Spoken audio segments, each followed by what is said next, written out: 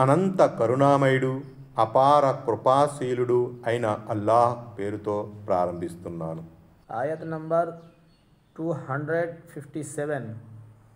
అల్లాహు వలియ్యుల్లదీన ఆమనూ యుఖ్రిజుహుం మినజ్జులుమాతి ఇలన్నూర్ వల్లదీన కఫరూ ఔలియాఉహుం الطاغوت يخرجونهم من النور إلى الظلمات أولئك أصحاب النار هم فيها خالدون.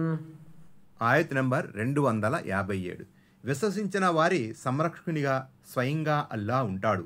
ఆయన వారిని చీకట్ల నుంచి వెలుగు వైపుకు తీసుకుపోతాడు. కాగా అవిశ్వాసుల నేస్తాలు సైతానులే, తాగూతే. వాళ్ళు వారిని వెలుగు నుంచి చీకట్ల వైపుకు లాక్కుపోతారు. వారు నరకవాసులు, కలకాలం అందులోనే పడి ఉంటారు. ఆయత్ నంబర్ 258.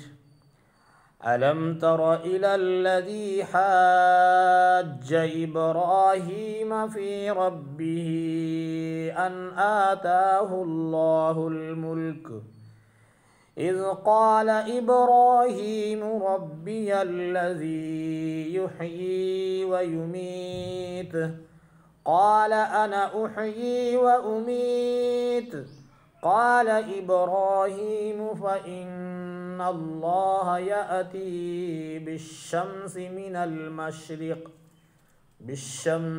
المشرق فأت بها من المغرب فبهت الذي كفر والله لا يهدي القوم الظالمين.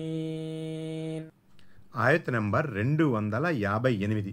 అల్లా తనకు రాజ్యాధికారం ఇచ్చాడని గర్వం కొద్దీ ఇబ్రహీం అలైహిస్సలాంతో అతని ప్రభు, ఎవరన్నా విషయంపై గొడవపడిన వారిని నీవు చూడలేదా? జీవన్మరణాలను ఇచ్చేవాడు నా ప్రభు అని ఇబ్రహీం అలైహిస్సలాం అన్నప్పుడు, నేను బ్రతికిస్తాను, చంపుతాను అని అతను అన్నాడు. అప్పుడు ఇబ్రహీం అలైహిస్సలాం, సరే, అల్లా సూర్యుడిని తూర్పు వైపు నుంచి ఉదయింపజేస్తున్నాడు కదా, మరి నువ్వు దాన్ని కాస్త పడమట వైపు నుంచి ఉదయింపజేయి అని కోరినప్పుడు ఆ దైవ తిరస్కారి బిత్తరపోయాడు. యథార్థం ఏమిటంటే అల్లాహ్ దుర్మార్గులకు సన్మార్గము చూపడు. ఆయత్ నంబర్ 259. أو كالذي مر على قرية وهي خاوية على عروشها قال أنى يحيي هذه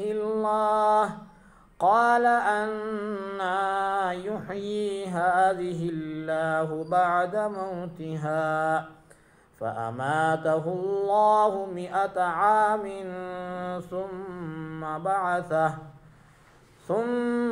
بعثه قال كم لبثت قال لبثت يوما أو بعض يوم قال بل لبثت 100 عام فانظر إلى طعامك وشرابك لم يتسنه وانظر إلى حمارك ولنجعلك آية للناس وانظر إلى العظام كيف ننشزها ثم نكسوها لحما فلما تبين له قال أعلم أن الله على كل شيء قدير. ఆయత్ నంబర్ 259. లేదా ఇండ్ల కప్పులు కూలి తలక్రిందులుగా పడి ఉన్న పట్టణం మీదుగా పోయినవాడు అతనిని నీవు చూడలేదా? నీవు చావు తర్వాత అల్లాహ్ తిరిగి దీనికి ఎలా ప్రాణం పోస్తాడు అని ఆ వ్యక్తి ఆశ్చర్యపోయినప్పుడు అల్లాహ్ అతన్ని చంపి 100 ఏళ్ల వరకు మరణస్థితిలో ఉంచాడు. ఆ తర్వాత అతన్ని లేపి, ఈ స్థితిలో నువ్వు ఎంతకాలం ఉన్నావు అని అడిగాడు. మహా అయితే 1 రోజు లేక 1 రోజులో కొంత భాగము అని అతను బదులిచ్చాడు. లేదు, నువ్వు 100 ఏళ్ళు ఈ స్థితిలో పడి ఉన్నావు. కాస్త నీ అన్నపానీయాల వైపు చూడు, అవి ఏమాత్రమూ చెడిపోలేదు. మరి నీ గాడిదను కూడా చూసుకో. మేము నిన్ను ప్రజల కోసం ఒక నిదర్శనంగా చేయదలచాం. మేము గాడిద ఎముకలను ఏ విధంగా లేపి వాటిపై మాంసం నింపుతామో చూడు. ఇదంతా ప్రస్ఫుటమైపోయాక అల్లా ప్రతిదీ చేయగల సమర్థుడని నాకు తెలుసు అని అన్నాడతను. మూలంలో ఔ కల్లజీ అనే పదం వచ్చింది. ఔ కల్లజీ అంటే లేక అతను అని అర్థం. ఈ పదం రాబోయే సంఘటనను ఇంతకు ముందు పేర్కొనబడిన సంఘటనతో అనుసంధానం చేస్తుంది. ఇంతకు ముందు చెప్పబడిన సంఘటన మాదిరిగానే నీవు నేలమట్టం అయిన నగరం గుండా వెళ్ళిన వ్యక్తి సంఘటన గూర్చి ఆలోచించలేదా అని దాని భావం. నేలమట్టమై ఉన్న ఆ నగరము గుండా వెళ్ళిన వ్యక్తి ఎవరు? దీనిపై విభిన్న కథనాలు ఉన్నాయి. హజరత్ ఉజైర్ అలైహిస్సలాం పేరు ఈ సందర్భంగా బాగా ప్రసిద్ధి చెందింది. కొంతమంది ప్రవక్త సహచరులు వారి శిష్యులు కూడా దీనిని సమర్థించారు. యథార్థం అల్లాకే తెలుసు. దీనికి ముందు వచ్చిన వాక్యంలో హజరత్ ఇబ్రాహీం అలైహిస్సలాం, నమ్రూద్ అలైహిస్సలాంల సంఘటనలో దేవుడున్నాడు, ఆయన ఉనికి సత్యము అని చెప్పడం జరిగింది. మరి ఈ వాక్యంలో దేవుని అద్భుతాలు, శక్తులు వివరించబడ్డాయి. 100 ఏళ్ల తర్వాత అల్లా ఆ వ్యక్తిని, అతని గాడిదను తిరిగి బతికించాడు. 100 ఏళ్లు గడిచిన భోజన పదార్థాలు కుళ్ళిపోకుండా కాపాడాడు.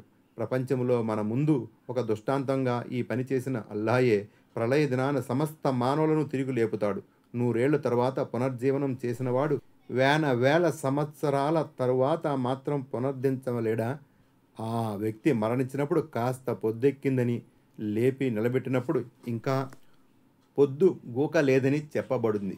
దాన్ని బట్టి అతను ఏమని ఊహించాడంటే, ఒకవేళ తాను నిన్న ఇక్కడికి వచ్చి ఉంటే ఒక రోజు గడిచి ఉంటుంది, లేక ఈరోజే ఇది జరిగి ఉంటే బహుశా కొన్ని గంటల క్రితం జరిగి ఉంటుంది.